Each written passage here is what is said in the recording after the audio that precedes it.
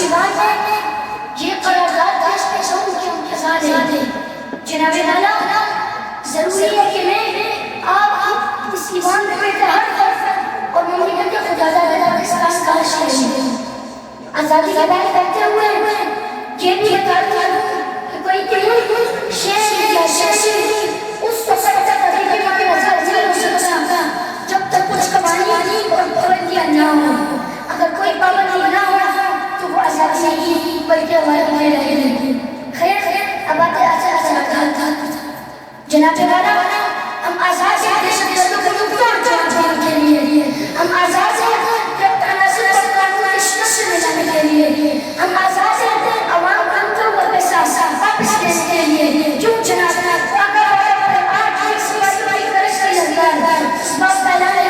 ہم آزاد ہیں. ہر گھر میں یہ رہتا سلاری چم چم چیز چیز کرتے رہا ہے. ہم آزاد ہیں جناب والا.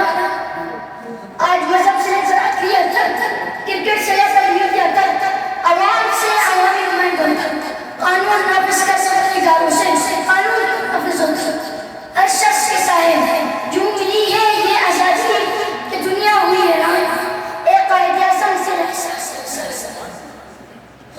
صدر محترم کیا تمہیں آپ اور یہاں پہ سارے لوگ جھوٹے ہیں؟ کیا پھر وہ اکیلا محترم جھوٹ ہے جو کہتا ہے کہ ہم آزاد نہیں؟ اگر وہ کہتا ہے ہم آزاد نہیں تو پھر لوگ آزادی کیوں ملتا ہے؟ اگر وہ کہتا ہے ہم آزاد نہیں تو پھر اس کے سینے پر لگا پاکستان کا جھنڈا کیا کہہ رہا ہے؟ بسم اللہ الرحمن الرحیم. جناب صدر پیش کردہ قرارداد ہم آزاد ہیں. ہم سے مراد پاکستان میں جیتا جاتا سانس جتنا ایک انسان اور آزاد سے مراد دیکھو.